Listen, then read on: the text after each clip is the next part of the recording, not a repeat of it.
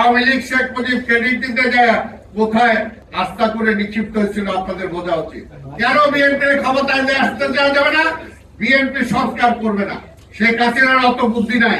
ওই বুদ্ধিমান যারা আছে তারাই বুদ্ধি দিয়ে তাকে স্বৈরাচার বানাইছে। সেকেন্ড রিপাবলিক বলতে কি বুঝাইতে চায় তারা? কোথায় নিয়ে যেতে চায় বাংলাদেশটাকে? এখানে কোন ষড়যন্ত্রটা আছে? 5ই আগস্ট এই ফ্যাসিবাদের পতন না হয়তো ক্রেডিট আমরা দেই, সবাইকে দেই, কিন্তু ইন্ডিভিজুয়াল কেউ নিতে চায় না।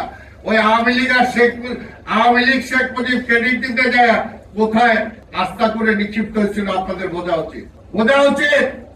তারা রাষ্ট্রের সেই সুব্যবস্থা দিতে পারে নাই বলেই আজকে বিএনপির দোষ দেন। বিএনপির জন্ম হইল কেন? যেহেতু রাজনীতি তারা ব্যর্থ হয়েছিল, সেই কারণে তো বিএনপির জন্ম হয়েছিল, শহীদ জিয়ার জন্ম হয়েছিল। এমন জন্ম হয়েছিল বলেই এখন পর্যন্ত বাংলাদেশ টিকে আছে এবং এখন পর্যন্ত বারবার গণতন্ত্র হরণ করলেও আবার গণতন্ত্র ফিরে আসতেছে এই বেগম খালেদা জিয়া তারেক রহমানের কারণে। তাই আজকে যত মানবাধিকার বলি, যত কিছুই বলি না কেন, সবকিছু আজকে আমি যারা বিশ্বাস করে একটা রাজনৈতিক কর্মী হিসাবে, আজকে আমাদের এই দেশে এমন কোন প্রতিষ্ঠান নাই গত আমলে শেখ হাসিনাকে দিয়ে ধ্বংস করেছে। শেখ হাসিনার অত বুদ্ধি নাই। ওই বুদ্ধিমান যারা আছে তারাই বুদ্ধি দিয়ে তাকে স্বৈরাচার বানাইছে। এবং তারা যদি বলি ইনডাইরেক্টলি তারা বুদ্ধি নিয়েছে পার্শ্ববর্তী রাষ্ট্রের থেকে। তারা চায় না যে বাংলাদেশটা নিজের পায়ে দাঁড়াক, কারণ বাংলাদেশের প্রতিষ্ঠানগুলো ধ্বংস হয়ে যাক, রাজনীতি ধ্বংস হয়ে যাক, তাহলে এই বাজারটা তাদের। গতকালকে আমি সালাউদ্দিন সাহেবের ওনার বক্তব্যটা শুনেছি, আমি আশা করবো উনি আজকে আবার বলবেন সেকেন্ড রিপাবলিক বলতে কি বুঝাইতে চায় তারা? কোথায় নিয়ে যেতে চায় বাংলাদেশটাকে? এখানে কোন ষড়যন্ত্রটা আছে? এটার পেছনে কি ষড়যন্ত্র আছে?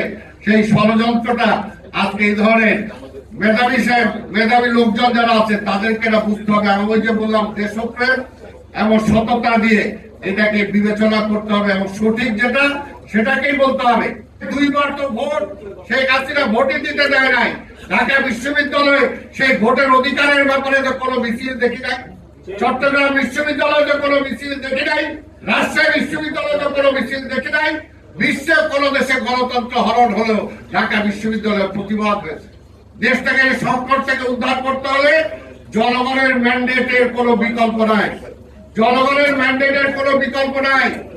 কাজে জনগণকে ডিসাইড করতে দেন। এই দেশের জনগণ কখনো ভুল করে নাই। আর ওই 20-25 জন 30 জন মিলে ওরা বলে দেন না জনগণ ভুল করবে, তাই এই মুহূর্তে নির্বাচন দেওয়া যাবে না। এই মুহূর্তে নির্বাচন দিলে বিএনপি ক্ষমতা এসে পড়বে, বিএনপির ক্ষমতা আসতে দেওয়া যাবে না। কেন বিএনপির ক্ষমতায় আসতে দেওয়া যাবে না? বিএনপি সংস্কার করবে না।